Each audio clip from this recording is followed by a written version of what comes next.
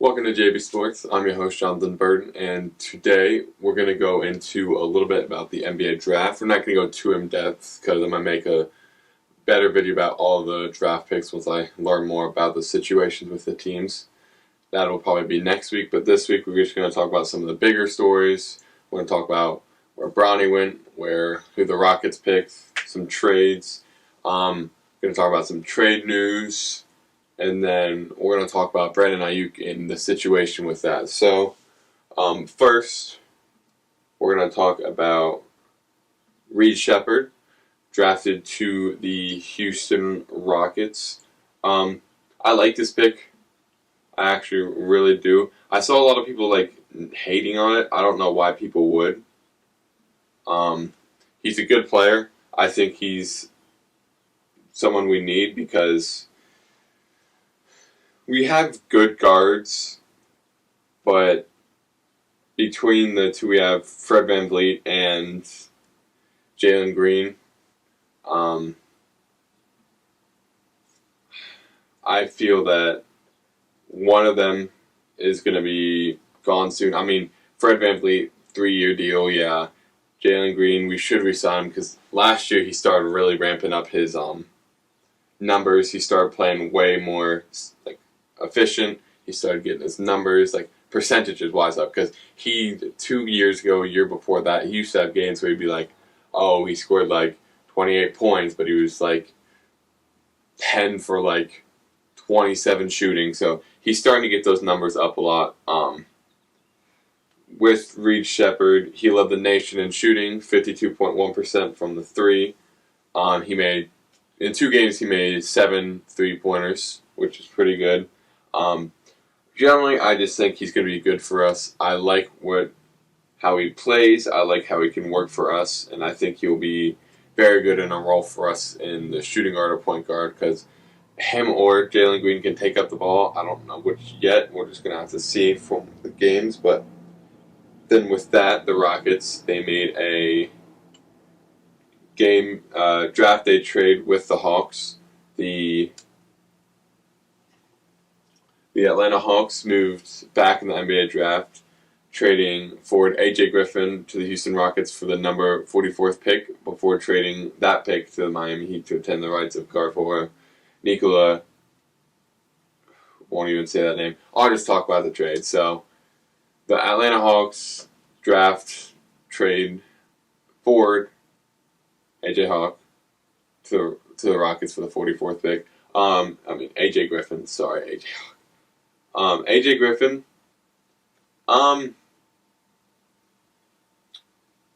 he hasn't done much. I mean, so far in the league, he could be good. He averaged 2.4 points, 0.9 rebounds, 0.3 assists, and his field goal percentage was 29. But the thing is, he didn't play a lot.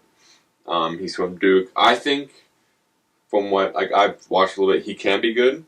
I think he could do some good stuff for us, but it might take a while for him to get in the lineup just because we have a few players that deserve to be in front of him. He could be good, though. I mean, I don't know too much about him, so I don't know totally what he specializes in, but he could insert himself into that forward role for us, like a bench, but we'll see where he goes. Then, one of the bigger things is the Rockets are looking to trade for Kevin Durant. I mean, most people would love to have Kevin Durant on your team. I wouldn't be opposed to it. I just feel like Kevin Durant with teams has not been clicking recently. I think it might be... I think what's been happening with the teams is the Warriors, they had so many stars it didn't matter that maybe the teams weren't gelling, but the thing is the Warriors gelled perfectly. The Nets, James Harden, Kevin Durant, Kyrie Irving, Blake Griffin, that team, it went down from injury. Kevin Durant's toe was barely on the line. That's how the Bucks beat the Nets that year, but then he went to the Suns. The Suns, it was... I don't even know what happened there. It was just so many players wanting to handle the ball. You got Bradley Beal. You had Devin Booker, you had Kevin Durant. Like, they just didn't click like they should. I said it in episode before, teams that are like more homegrown, like they start drafting in their team and start building up, like the Rockets, will work a lot better because we have Alfred Sengun, we got Thompson now, we have Jalen Green, we have a lot of players we drafted that are going to be stars. With this trade, I just feel that I don't want to lose one of those three. I'd rather like maybe lose Fred VanVleet. So Reed Shepherd can start in that role. You want to lose someone like that, some of the younger pieces. You don't want to lose your big three, Amen Thompson, Sengun, and Green. You just don't want to lose those guys because they're starting to get chemistry together, and you want them to have chemistry leading into the season, leading into the next few seasons, because we're starting to get better. We were at a very bad spot the last few years after Harden left. With Harden, we were starting to get a bad spot just because everything was going downhill. But now we're finally starting to get back up. So you don't want to lose those three. You don't want to lose your stars. Well, not stars, but rising stars, I'll say. You don't want to lose those three that are getting chemistry going into the next few seasons. Because, one, they're all good. Jalen Green, like I said, getting his percentage back up. He's starting to become more efficient. Sengun, everybody on the... If you're a Rockets fan and you don't love Sengun, I don't know if you're an actual Rockets fan. And then Thompson, he's getting good too. He had that ankle injury at the beginning. It was a little scary, but he's doing fine now. And then you got like some good pieces around the Rockets. Like, we're not bad. We got Reed Shepherd now. Like, let me see. Yeah, we got some good players, and all I say is if we stay where we're going, we stay on the track we are, we're gonna start getting way better. Like, way better. I mean, we got Fred VanVleet, he's our point guard. I think Reed Shepherd might be able to take over for him after his deal is over, because Fred VanVleet isn't bad, but like, at the end of the day, I don't think he's a good point guard. He can lead a team, but I feel like if we can get someone better, that would be great. We got Steven Adams, who was hurt, so he didn't get to play. He could be a good centerpiece. Dylan Brooks, he had good games, he had bad games. I don't really care about him too much. You got Boban, barely ever played. Jabari Smith Jr., he's a really good piece. I kind of forgot about him for a second. I'm sorry. He's a great piece. He's a homegrown. He's starting to get better. He's someone you want. Because, like, say you want straight homegrown talent. You're going to have, like, Reed Shepherd, Jalen Green, mixing point guard, shooting guard. You got Thompson at the small forward. Jabari Smith at the power forward. And then Sengun at the center. You can switch Jabari Smith and him. That's a good team. That's a good homegrown team. And you just let them just sit there. You let them just grow together. You let them get chemistry. Our team can be really nasty in the next few years. So I say, you don't mind having Kevin Durant. You just don't want to lose those young pieces. And if you do the trade, you're probably going to have to lose one of them. But if I'm saying one of those players you don't want to lose the most, in my opinion, is Sengun. You don't want to lose Sengun. Sengun is the piece you want to build around. Him, Thompson, and him and Thompson, I think, are the two that you should want to be touchable, because Jalen Green, he is good. I really liked him coming out of the draft. He is good. I'm not saying he's bad. He's starting to get his numbers up, but I just feel like you want Sengun and Amen Thompson, because I feel like they're just better right now. And they're the younger pieces you want to build around. So,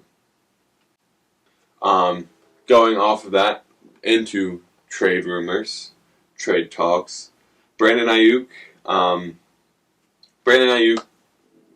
he walked into a show with Jaden Daniels, which is like, oh, is he going to be a Commander very soon? The 49ers and Commanders had some talks. And you saw the famous Instagram comment, I thought the 49ers didn't want to trade me. But it fell through. The 49ers offered a deal. Commanders declined it. I'm guessing it was a deal for like. The thing is, I don't know. There's a few players you could trade on the Commanders, but they probably want a wide receiver. If they wanted someone like De'Ami Brown, you'd be like, okay, you can take him. But there's a chance maybe they wanted like Jahan Dotson in a pick, and I just feel like Jahan Dotson, he had a down season, but that's just a sophomore slump. He's going to come back, so you don't want to give up on him yet. So if they offered, Brandon Ayuk's really good, so right now he is better than Jahan Dotson. I'm not saying Jahan Dotson is better than him, but you still want to keep that piece in Jahan Dotson because he's one of the young talents that can be really good, and you want to wait on that. De'Ami Brown, he's one of those talents that could be good. We haven't tested him out because he just hasn't made a rotation yet. So the Curtis Samuel. So if they ask for De'Ami Brown and a few picks, I give it to him. But they probably didn't ask for that. They probably asked for a more in their favor deal, which they would for if they're trading one of their big stars. So we'll see about that. The other two teams we said on the channel we think he could go to are the Bills and the Steelers. Bills really need him, but I don't really know if there's any pieces they trade. Steelers, I was talking to my friend about this. He's a Steelers fan. He said, if anything, the Steelers, if they were going to make a trade, they'd make it more in their favor because he said the Steelers always do that. So we don't know how that will go. So as a Commanders fan, I'm really hoping that, they do somehow trade for him. Hopefully don't make it a terrible trade for us, because I would really love if we could have a big three at wide receiver like we used to have with Pierre Garçon, Deshaun Jackson, all those guys, because it would just be amazing. But the thing is, our team is on the upswing. We might not be really good in the next few years. We might stall for a bit. All I'm asking is, like I've been saying on the channel for a few weeks now, just 7 wins, please. Because disappointment has clouded this team for me for 18 years of my life. And I want that to kind of turn in a different direction. I want us to start doing good. The year we went in the wild card against the Bucs, I feel like I wasn't as disappointed that year because we played really good against them, and we almost knocked Tom Brady's Bucs out of the playoffs, who won the Super Bowl that year. I still think we gave them the best challenge of the playoffs.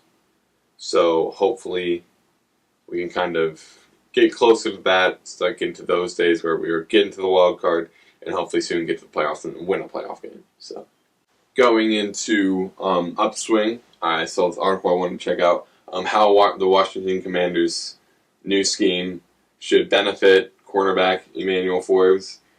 As we know, I've spoke a lot about Emmanuel Forbes and his first year not being the best. As you know, one instance I talked about a lot was the 2 weeks last year, first year against Eagles, where he was matched up against A.J. Brown, which, A.J. Brown, really big, strong guy. Emmanuel Forbes, smaller, skinny guy. You put them against each other, it's not a good matchup. So you have Emmanuel Forbes, who's a kid, basically, going against A.J. Brown, full-grown, just monster, and A.J. Brown also just a really good receiver, really, really good against a new cornerback in the league. He gets destroyed. They bench him, and then the first game they put him back on the starting lineup. It's against the same team, same player. He gets cooked again, which isn't his fault. Your second cornerback taken and the third cornerback taken in the draft, so you think it's tough because he's smaller. So I'll give him that. So the scheme that we're bringing out this year, defensive coordinator Joe Wood Jr. says that our defense, our pass defense, is going to be more aggressive, physical, and hunting Commanders defense, which I think the physical and aggressive Physical, you don't see as much from Emmanuel Forbes just because, his size, his strength. But the hunting part is the most important one because, as you saw in Mississippi State, interceptions, pick six, Emmanuel Forbes was more of a hunting cornerback. He'd sit there, wait for the quarterback to throw that, and then just swoop it and take it. So if we can be more like that, it would help him on the zone defense. I mean, it was kind of hunting, but the way it worked, it slowed him down. So it wasn't the best for him, this new scheme. Hopefully it benefits him. Apparently at the training camps and stuff, OTAs, he's been benefiting a lot from that, so that's really good. So other than that, hopefully it can help all of our cornerbacks because last year we had, I'm pretty sure, the worst pass defense in the league. So that sucked. I hope that can go up. I mean, it doesn't have to go up to number one. I'm not saying that. I'm just saying at least lower 20s I'd like, because it was a dumpster fire last year. You're just, any team with a solid quarterback and at least one good wide receiver, you're like, all right, how many passing yards over 150 is going to get? You knew every game going into it that the Commanders are going to lose by passing. Our run defense wasn't terrible, it wasn't the best, but you knew our Achilles heel was passing because our cornerbacks just could not cover for some reason. We had a big problem with that. I think our defensive scheme just did not work with our players well. Another headline, Commanders wide receiver Dyami Brown putting in the work, heading the critical fourth season. Dyami Brown, he's hardworking. I always see the video. He has a YouTube channel. I don't know if he's still posting, but last offseason he posted. He was putting in a lot of work. He was putting in work with quarterbacks, Jacoby Brissett, Sam Howell when he was here. He puts in the work. It's just, he could be the third wide receiver this year. I'm hearing a lot of things saying Luke McCaffrey is doing very, very good as well. So, really, it's the 1 and 2 spot, I think, for right now, are pretty much sealed. Terry McLaurin, you're not going to put him anywhere but the number 1 spot. Terry McLaurin, in my opinion, is the number 1 quarterback, which Jay Daniels can be, would be a top 10 in the league. John Dodson, great first year. Did have a down second year, but I think this third year he's going to pick it up. So this year, he'll hopefully pick it up. So he's definitely second, unless Brandon Ayuk comes in, then you're going to have basically 2 1s and then a 2. So if Brandon Ayuk comes. And then third, like we've been saying, it's either Luke McCaffrey or Dyami Brown. I would love Dyami Brown to get a shot and be the number 3 wide receiver, but it's just a position battle between those two. Those two are the 2 wide receivers that you're like, all right, you want that spot, you're going against this guy, Luke McCaffrey. You want the spot, you're going against that guy. Those two are one of the position battles you're really going to probably hear a lot about, maybe, and one of the most important ones because it's a main wide receiver. So, not main, but one of the main wide receivers. So that's a really big spot where you're going to see at the end of training camp and those, it's between those two. I don't really think there's any other wide receivers that are really close to get it other than Luke McCaffrey and Dyami Brown. So those two are going to be the ones you really see fighting. Tight end, it's Ertz. Ben Sinnott, hopefully he learns well off of Ertz. I really hope he can because Ertz has 1 or 2 good years left. And then Ben Sinnott, he's good, honestly. I really like him. Hopefully he can learn off Zach Ertz well. He can learn off of the things Zach Ertz are great at. A lot of the routes getting open is something Ertz is really good at. So hopefully he can learn off of him. And then with the Commanders, it's just, please don't disappoint. We're hearing a lot of good things about this team. Also, keep Jaden Daniels healthy. We don't want to see a repeat of RG3. As you all know, RG3 got hurt, and what did we do? We just kept pushing him, got so hurt. he couldn't do what he was doing his rookie year, and then we just shipped him off. We let him go, and we've had like 40 different starting quarterbacks since Joe Theismann. Since Joe Theismann's career ended at the hands of Lawrence Taylor in 1985, the Commanders have fielded 40 different starting quarterbacks. 40. 4-0. Most teams probably don't have more than like 12, 15. I think the Packers have like, from that time, like 3 or 4.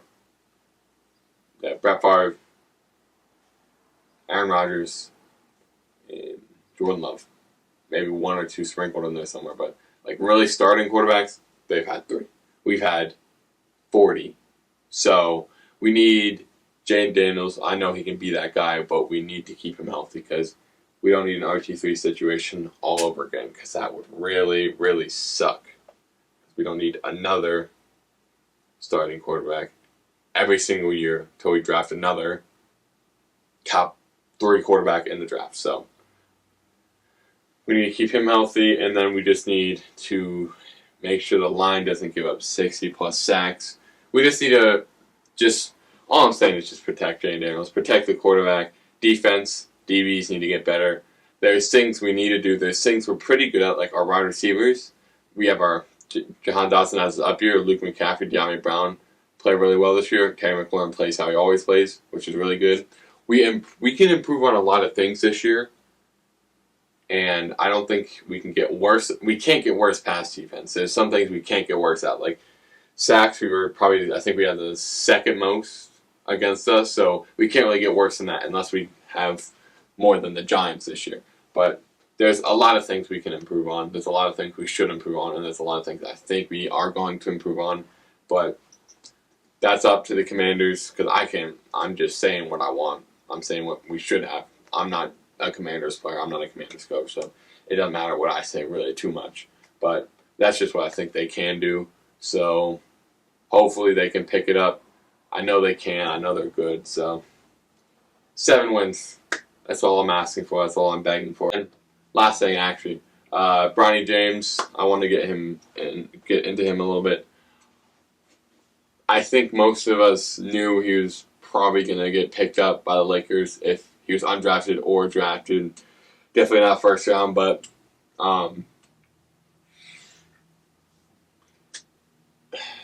he's not a bad player. I don't think he's terrible. It was really unfortunate what happened with him with his heart condition. I don't remember what happened. I think he but it's really unfortunate what happened to him.